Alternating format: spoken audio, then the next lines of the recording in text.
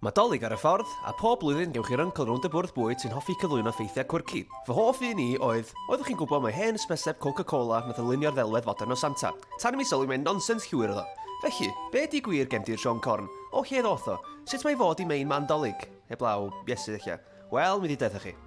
O feddwl sut mae Efrog Newydd yn cael ei gysylltu gymaint efo Dolig, mae'n addas iawn mae'r ddinas hon wedi helpu i ddylanwadu'r ddelwedd o pwy da ni'n nabod fel Santa Claus. Un noson yn 1822, roedd yr athronydd Clement Clark Moore yn cerdded lawr strydoedd Rhynllyd Manhattan gyda twrcyn i lwylo ar ei ffordd adref i dreulio'r Dolig hefo'i deulu. Cafodd ei ysbrydoli sgwennu cerdd Nadoligaidd a fehenwyd i yn A Visit from St Nicholas. Fyddwch chi siŵr o fod yn ei nabod heddiw fel The Night Before Christmas.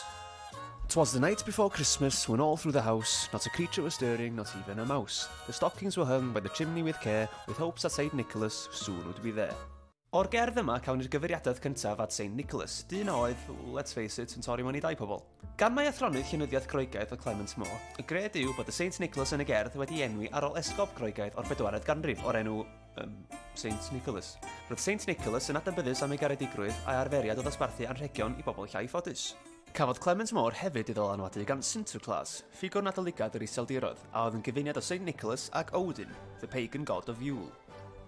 Roedd Odin yn hedfan o gwmpas ar ei geffyl 8 coes ac yn defnyddio simnau tai i ddosbarthu anrhegion adag Dolig. Swnio'n gyfarwydd? Be oedd yn gwneud Sinterklaas yn wahanol oedd i fod yn teithio o gwmpas gyda sidekick ei hun, Pedr Ddu. Roedd Pedr yn helpu dosbarthu'r anrhegion i'r plant da, ond yn herwgipio plant drwg.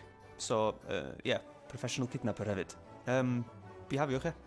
Mae'r gerdd The Night Before Christmas oedd hi'n cyflwyniad cyntaf i'r syniad o Santa, roedd o reit wahanol i'r Santa da ni'n nabod heddiw.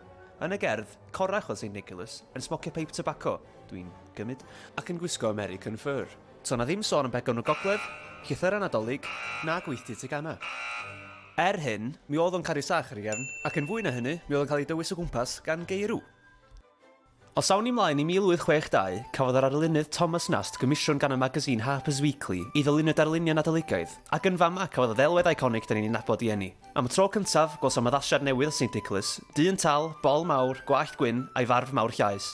Mi oedd o'n dal i wisgo coch, fel darlun Clement Moore, ac yn parhau smocio peip. Feip, mae'n eisiau heddiw ddo.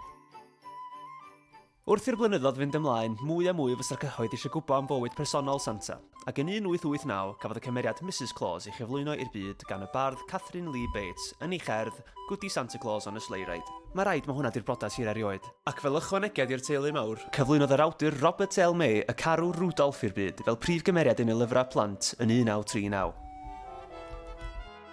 Does neb wir yn siŵr o ble ddaeth y ffaith mae Coca-Cola ddyfeisiodd Santa. Y myth ydy mae nhw gylfinodd y wisg goch iconig i'r byd mwyn cyd-fynd gyda'r lliw oedd ar y poteli. I fod yn wir bod Coca-Cola wedi bod yn defnyddio Sean Corn fel ffigwr ysbysebu ers y 30au, a bod ar arlunydd ar y pryd wedi cymryd dylanwadau gan gerdd wreiddiol Clement Moore, Thomas Nast a Clement ei hunan sydd yn haeddu'r clod, heb anghofio St Nicholas ei hun, a Sinterklaas wrth gwrs. Dolig iawn, lads.